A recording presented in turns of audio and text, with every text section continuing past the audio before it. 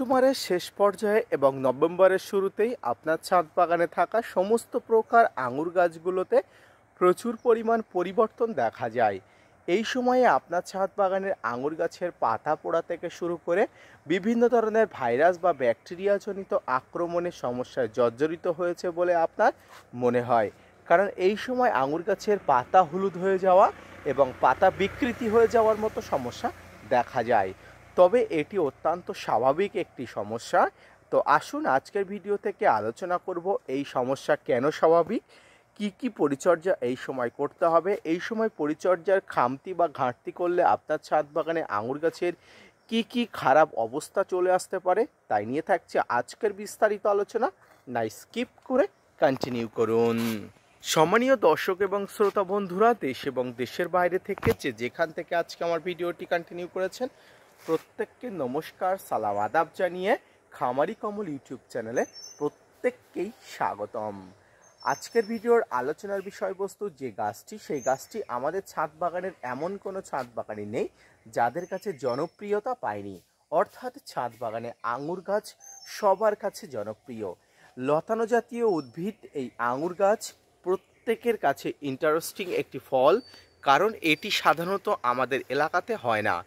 Normal আঙুর গাছগুলো বলুন আর পাহাড়ি অঞ্চলের আঙুর গাছগুলো বলুন, এমন কোনো পার্থক্য নেই। সব আঙুর গাছের কিন্তু প্রকৃতি পাথুরে অঞ্চলের মাটিতেই হয়।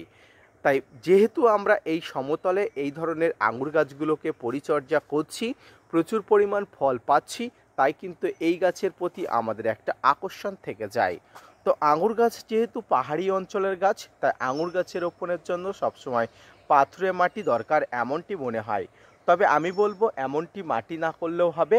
আপনারা যে মাটিতে গাছ রোপণ করবেন সেই মাটিটা জাস্ট একটু পাথুরে মাটি মতো করে নেবেন। অর্থাৎ নর্মাল যে মাটি, সেই মাটিতে পাথুরে মাটি করে দেবেন বলতে সেই মাটির সঙ্গে একটু নুড়ি, অর্থাৎ বিল্ডিং কনস্ট্রাকশনের যে নুড়ি আছে, পাথর আছে, সেই পাথরগুলো একটু ভালো করে মিশিয়ে নেবেন।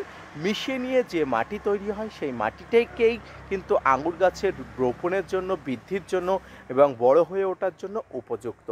এই আঙুর গাছে আপনি খাবার দিয়ে গাছ রোপণ করতে পারেন, আবার গাছ রোপণের পরবর্তী সময়ে খাবার দিতে পারেন। তবে অভিজ্ঞ ছাদ বাগানিরা খাবার দিয়ে গাছ রোপণ করবেন, অনভিজ্ঞরা শুধুমাত্র নর্মাল মাটিতেই গাছ রোপণ করবেন। টবে বলুন আর মাটি যে কোনো পাত্রে বলুন আপনি রোপণ করুন না কেন, প্রত্যেক গাছের সঙ্গে যাতে সরাসরি মাটির সঙ্গে কানেকশান থাকে এমন অবস্থাতে রাখবেন। কেন বলছে সেটা পরে আমি আপনাদের ব্যাখ্যা করছি। মাটির সঙ্গে কানেকশান রাখার কারণ হচ্ছে যে কোনো গাছের মাটি থেকে যে খাদ্যগুলো তৈরি হয় আমরা প্রাকৃতিকভাবে সেই খাদ্যগুলো দিতে পারি না। এতে আঙুর গাছের বৃদ্ধি অনেক বেশি হয়। আর আঙুর গাছ বহুবর্ষজীবী উদ্ভিদ। এই বহুবর্ষজীবী উদ্ভিদ যত আপনি মাটির সঙ্গে কানেক্টেড রাখবেন তত কিন্তু গাছ ভালো হয়ে উঠবে। এই সময়ে অর্থাৎ অক্টোবর একদম শেষ পর্যায়ে, নভেম্বরে শুরু হবে শীতের পরশ, শীতের আমেজ। এই সময় ছাদ বাগানে আঙুর গাছের নানা পরিবর্তন দেখা যাবে। এর মধ্যে অন্যতম হলো পাতা পুড়ে যাওয়া সমস্যা, পাতা ঝরে যাওয়া সমস্যা, পাতা হলুদ হয়ে যাওয়া সমস্যা। এই সমস্যাগুলো আপনি দেখতে পাবেন। তবে অধিক মাত্রায় হলে তখন চিন্তার বিষয়। কিন্তু এই সময় থেকে কিন্তু এই সমস্যাগুলো জাস্ট লাইক যেমনটি দেখতে পাচ্ছেন, এটি কিন্তু একদম নর্মাল বা স্বাভাবিক একটি সমস্যা। কারণ আঙুর গাছের প্রকৃতি যদি আপনি দেখেন, আঙুর গাছ হলো ডরমেন্সি পিরিয়ডের একটি উদ্ভিদ। এই ডরমেন্সি পিরিয়ডের উদ্ভিদ হওয়ার জন্য আঙুর গাছ কিন্তু পর্ণমোচী উদ্ভিদ। পর্ণমোচী অর্থাৎ শীতের সময় সব পাতা ঝরিয়ে দেবে। আপনারা যে আঙুর গাছটি দেখতে পাচ্ছেন, এই আঙুর গাছ হলো গত 5 বছরের আঙুর গাছ। আপনারা যারা আমার সঙ্গে আছেন গত 1 বছর যাবৎ, আপনারা জানেন আমি 1 বছর যাবৎ ধরেই কিন্তু এই গাছটি ভিডিও করছি। কিন্তু এই গাছটির বয়স কিন্তু 5 বছর। 2020 সালে যে করোনা প্রকোপ চলছিল, সেই করোনাকালে কিন্তু এই আঙুর গাছটি নিয়ে আসা। তার পরবর্তীতেই কিন্তু সমস্ত গাছগুলো পরিচর্যা করতে করতে আজকে কিন্তু 2025 সালের প্রায় কাছাকাছি চলে এসছে, বা 25 সালের প্রায় শেষ পর্যায়ে চলে এসছে। এই 25 সাল আর 20 সাল, এই মাঝখানে 5টি বছরের ডিস্টেন্সে আঙুর গাছ কিন্তু বৃহৎ আকৃতির হয়েছে। প্রতি বছরে প্রচুর পরিমাণ ফল আমি পাই। এখান থেকে সর্বোচ্চ 20 কেজির কাছাকাছি আমি ফল পেয়েছি। আগামী সিজনেও আশা করি আমি ফল পাবো। বিগত সিজনেও 10 কেজির কাছাকাছি ফল পেয়েছিলাম। তো এইভাবে গাছকে পরিচর্যা করতে হয়। তো এই পরিচর্যার মধ্যে অন্যতম হলো গাছের খাবার। প্রতি মাসে গাছের খাবার দিতে হয়, অর্থাৎ এই অক্টোবর নভেম্বর মাসের আগে আপনার ছাদ বাগানে একবার মিশ্র খাবার দিতে হবে। মিশ্র খাবারের মধ্যে যে খাবারগুলো নর্মালি আমরা ছাদ বাগানে গাছে দিই সেই খাবারগুলোই দিতে হবে। শিংকুচি, নিমখোল, হাড়গুঁড়ো, ভার্মিকম্পোস্ট, সর্ষের খোল, বাদাম খোল, বিভিন্ন ধরনের যে খাবারগুলো আছে সেই খাবারগুলো দেবেন। এবং আঙুর গাছের গোড়ায় সবচেয়ে গুরুত্বপূর্ণ যে খাবারটি আমি বলি, অবশ্যই রক্ত জল দেবেন। বাড়িতে মাছ মাংস অনেকের খাওয়া হয়, তার ক্ষেত্রে বলবো যে রক্ত জলটা আমরা ফেলে দিই, সেই রক্ত জলটা ফেলবেন না দয়া করে। এই রক্ত জলটা কিন্তু ছাদ বাগানে আঙুর গাছের জন্য অত্যন্ত গুরুত্বপূর্ণ এবং উপযোগী। এই রক্ত জলটা দিয়ে দেখুন, আর কোনো কিছু দেওয়া লাগবে না।